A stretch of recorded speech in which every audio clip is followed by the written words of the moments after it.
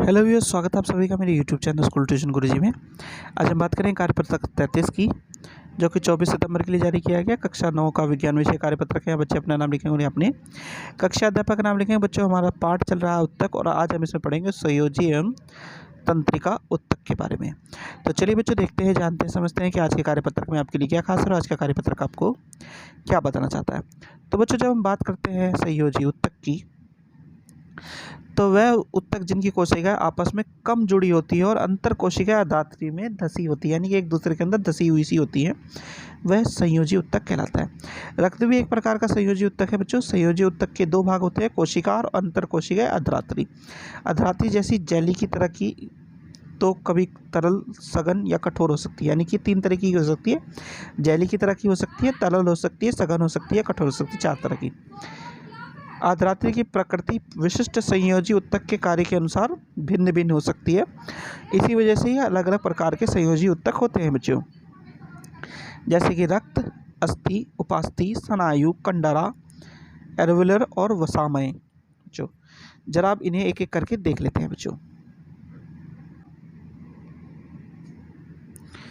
सबसे पहले बात कर लेते हैं रक्त की। तो रक्त क्या है? एक तरल अधात्री भाग को प्लाज्मा कहते हैं, यानी कि एक तरल अधात्री भाग होता है जिसे प्लाज्मा कहते हैं।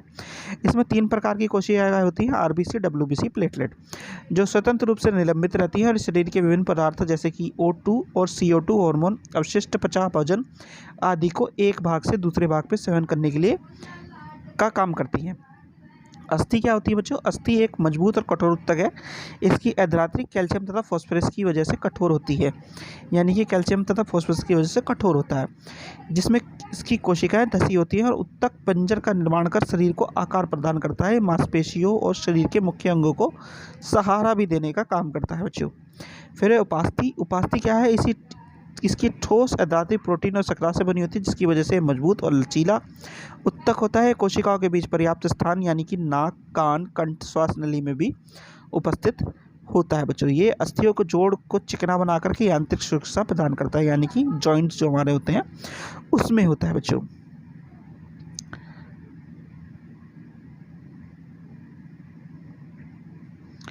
फिर आता है बच्चों स्नायु एवं कंडरा। ये रेशेदार उत्तक होते हैं। स्नायु में ये रेशेदार उत्तक होते हैं। स्नायु में बहुत कम अधात्री होती है। बहुत लचीला एवं मजबूत उत्तक है जो दो अस्थियों को आपस में जोड़ता है। कंडरा मजबूत एवं कम लचीला होता है। ये मांसपेशियों को अस्थियों से जोड़ता है, मतलब एक अस्थियों को जोड़ता है बच्चों और एक दूसरा मांसपेशियों को जोड़ता है। फिर है एरोवेलर उत्तक। ये अंगों के भीतर के खाली जगहों को भरता है, आंतरिक भागों को सहारा प्रदान करता है। त्वचा एवं मांसपेशियों के बीच रक्त नलिकाओं के चारों ओर अस्थि मंजा में पाया जाता है। और आखिरी होता है बच्चों वसामय उत्तक। ये शरीर में वसा का संग्रह करता है। इसकी कोशिकाएं वसा की गोलियों से भरी होती है। त्वचा के नीचे आंतरिक भागों के बीच पाया जाता है और ये ऊष्मा का कुचालक का कार्य भी करता है बच्चों। तो ये तो बात हुई बच्चों इन चीज़ों की। जरा आगे बढ़ते हैं वर्कशीट में। तो बच्चों, अब बात कर लेते हैं आपके तंत्रिका उत्तक की। तो जैसे कि हम जानते हैं कि उत्तेजना के अनुकूल प्रतिक्रिया जैसे सजीवों का एक मुख्य लक्षण है, और सभी कोशिकाएं उत्तेजना कब करती हैं? जब उनको अनुकूल प्रतिक्रिया मिलती है। और शरीर की उत्तेजना को शीघ्र एक स्थान से दूसरे स्थान तक पहुंचाने का कार्य ये उत्तक करते हैं, जिनका नाम है तंत्रिका उत्तक बच्चों। अब तंत्रिका उत्तक की अगर बात करें तो बच्चों, तंत्रिका उत्तक मस्तिष्क, मेरुरज्जा, तंत्रिकाओं तथा सभी तंत्रिका उत्तक से बना होता है। इस तरह की सभी चीज़ों से बन मिलकर के बना होता है। तंत्रिका उत्तक की इकाई या कोशिका को तंत्रिका कोशिका या न्यूरॉन कहते हैं बच्चों, जैसे कि आपको साइड में दिख रहा है बच्चों। ये हो सकता है आपको थोड़ा वीडियो में साफ न नज़र आ रहा हो, तो आपको उसको अपनी किताबों में देख सकते हैं बच्चों। अब न्यूरॉन की संरचना की अगर बात करें बच्चों, तो न्यूरॉन की संरचना में तीन भाग आते हैं, दुम्बरिका, कोशिकाएं और एक्सॉन या तंत्रिका कक्ष बच्चों। तो पहला भाग ये है, दूसरा ये है और तीसरा ये है बच्चों। ठीक है। अब न्यूरॉन कोशिकाएं में केंद्रक तथा कोशिका द्रव्य होता है, और फिर प्रत्येक न्यूरॉन में एक लंबा प्रवर्धक होता है जिसको हम एक्सॉन कहते हैं। इस तथा बहुत सारी छोटी छोटी शाखाएं वाला प्रवर्धक होता है, जिसे हम दुम्बरिका कहते हैं बच्चों। अब बहुत सारे तंत्रिका रेशे संयोजी ऊतक के द्वारा एक साथ मिलकर एक तंत्रिका का निर्माण करते हैं। तंत्रिका तंत्र का निर्माण करते हुए ये आगे बढ़ते हैं बच्चों। अब न्यूरॉन का कार्य क्या है? न्यूरॉन का कार्य तंत्रिका रेशे से गुजरने वाले संवेदना को तंत्रिका स्पंदन कहते हैं, जिसमें किसी न्यूरॉन की धुम्रिका और दूसरी न्यूरॉन का अंतिम सिरा एक दूसरे के संपर्क में रहता है और तंत्रिका स्पंदन को मस्तिष्क तक पहुंचाने का काम ये करता है। ये हमारी इच्छा अनुसार अपनी पेशियों को गति करने में भी सहायता करता है बच्चों। तो बच्चों ये तो बात हुई आपकी कार्यपत्रक की। अब जरा प्रश्न उत्तर देख लेते हैं बच्चों।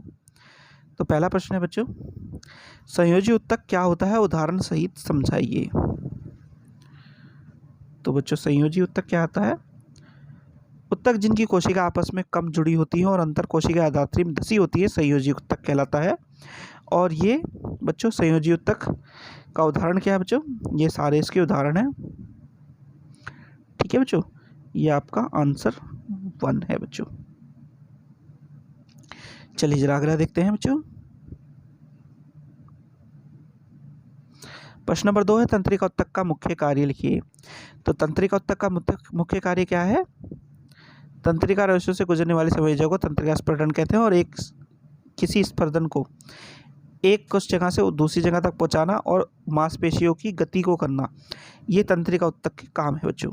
ये आंसर 2 है बच्चों। न्यूरॉन के कार्य, तंत्रिका ऊतक के कार्य बच्चों। फिर है न्यूरॉन का नामांकित चित्र बनाइए बच्चों।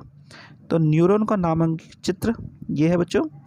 ये आपको इसमें शायद साफ ना दिखे, आप अपनी किताबों से देख करके इसे बना सकते हैं बच्चों। ठीक है बच्चों।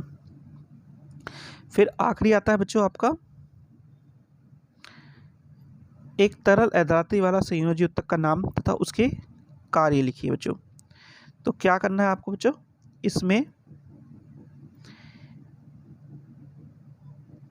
आपका एक तरल अधात्री ऊतक है रक्त, और इसका कार्य क्या है बच्चों? ये विभिन्न पदार्थों को जैसे कि CO2, O2, हार्मोन, अपशिष्ट, पचा हुआ भोजन आदि को एक भाग से दूसरे भाग तक पहुंचाने का काम करता है।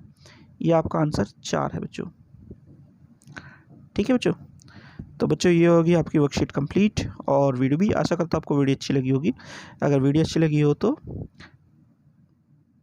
Thank you.